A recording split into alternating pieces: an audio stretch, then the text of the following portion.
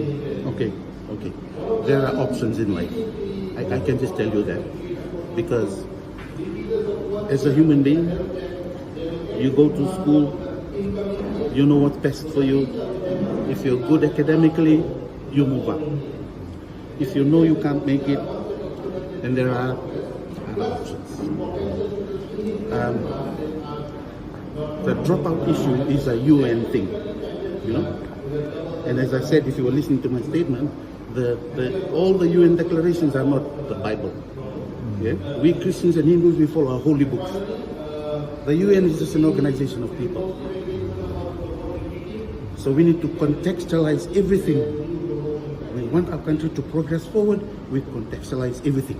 Like what we are proposing at FTA is just changing that.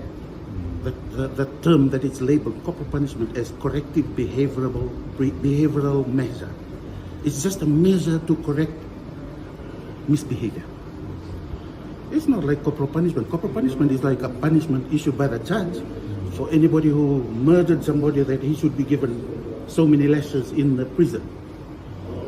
But what we do in school, we're just correcting behavior.